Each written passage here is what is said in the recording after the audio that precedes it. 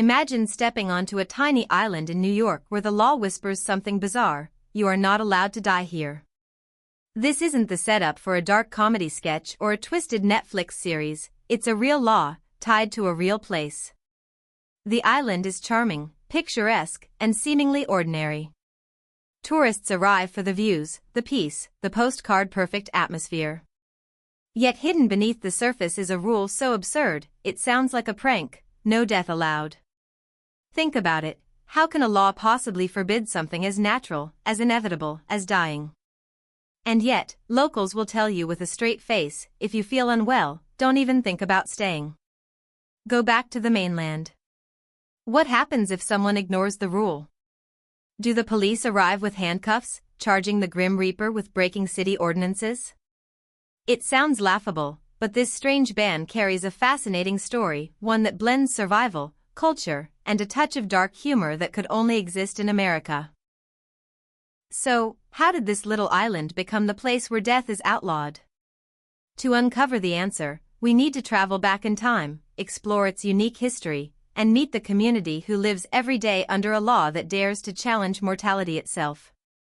Because on this island, life isn't just about living, it's about refusing to die.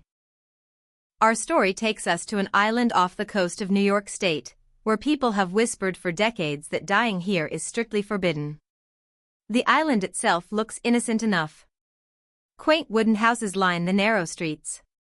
Bicycles rest outside cozy cafes. The sound of waves gently hitting the shore fills the air. On the surface, it feels like a peaceful retreat far from the chaos of Manhattan. But here's the catch: the cemetery is empty. There are no gravestones, no memorial gardens, no family plots. The elderly, the sick, even the critically ill, everyone is transported back to the mainland. It's not cruelty, it's necessity. The island's soil and climate cannot handle decomposition the way other places can. Bodies would linger, preserved unnaturally, creating risks of disease. So instead of funerals, the island enforces departure. Life continues, but death is outsourced. Tour guides joke: on this island, immortality is included in your ticket price. Others quip: if you feel sick, don't worry, the boat runs every day. But for residents, the rule is no joke. It shapes how they live, how they plan for the future, and even how they think about mortality. Imagine a birthday party where the toast isn't just "many happy returns," but also "please, don't die here." The origin of this strange no-death rule dates back nearly a century, when the island faced a problem no one expected: bodies simply would not decompose. Scientists discovered that the island's frozen ground and soil acted like a natural freezer. People buried decades ago were found almost perfectly preserved, clothes intact, features recognizable. Fear grew: diseases from the past, like the Spanish flu, might still linger, waiting to resurface. The government chose a radical solution: ban burials altogether. From that moment, the island became a place where life could thrive, but death was never allowed to rest. Over time, the rule became part of the island's identity. Outsiders laughed, locals shrugged: that's just how it is here.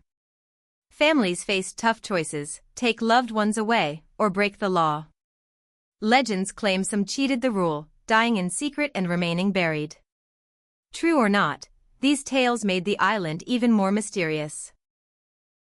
Tourists whisper about souls still trapped, in a place where death is outlawed.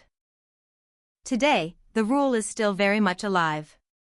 If someone becomes seriously ill, they are flown or ferried to the mainland for treatment and, if necessary, for their final days. This means the island has no hospital for critical care, no nursing home for the elderly, and, of course, no cemetery. For the people who live here, it creates a unique mindset.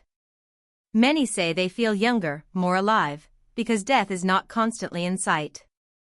Children grow up never walking past a graveyard, never associating home with funerals. Tourists are both amused and unsettled. Some joke: this must be the safest place to book a retirement home, you'll live forever. Others wonder, what if I collapse right here on the street? Will I be deported in an ambulance? Local businesses have leaned into the humor. Souvenir shops sell t-shirts that read, "I went to the island and lived to tell the tale." Coffee mugs say, "Immortality, served fresh daily." But beyond the jokes, there are real challenges. Families must plan carefully for aging relatives. Medical emergencies are stressful, because everyone knows the rule, you cannot die here. Officials even have protocols if someone passes away unexpectedly. Bodies are swiftly transferred off the island, and records are adjusted. And yet, despite all this, people continue to live here happily.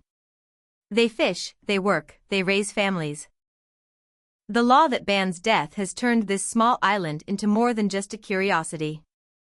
It's become a symbol, a story, and a tourist magnet. For outsiders, the appeal is obvious. It's a place that defies one of the most universal truths of humanity. People can't resist joking, "Forget the fountain of youth, just move here." TikTok creators turn it into viral skits. Meme pages call it the island where even the Grim Reaper got deported. But beyond the laughs, the island carries a deeper meaning. By refusing to allow death, it forces everyone to think about life differently. Sociologists point out that this law shifts the cultural narrative. Instead of focusing on mortality, the community celebrates vitality. Instead of mourning what's lost, they honor what's still alive. Festivals here are full of light, music, and humor. Locals embrace their reputation with the motto, "We only do life here." Tourism boards advertise it playfully, turning a ban into a brand. Visitors arrive curious, leave laughing, and share the story back home. On social media, the island has become a metaphor. Captions read, "Mood, living where dying is illegal." It's become shorthand for resilience, humor, and the audacity to challenge the inevitable. For locals, it's a source of pride. They live in a place the world will never forget. So here we are, a tiny island in New York where death is against the law. It sounds like a punchline, but it's real. It's a strange blend of history, science, and humor that makes this place unique. It reminds us that strange rules often hide fascinating stories. Behind the laughter is truth about adaptation, identity, and how we live. Maybe that's why this island captures so much attention. It dares to challenge the inevitable and teaches us to laugh, wonder, and cherish life. So what do you think? Ve ben gisa? Would you feel safe knowing you're not allowed to die? Or uneasy, like a ticking clock you're forbidden to stop? Let me know in the comments, and don't forget to subscribe for the next bizarre story only in America.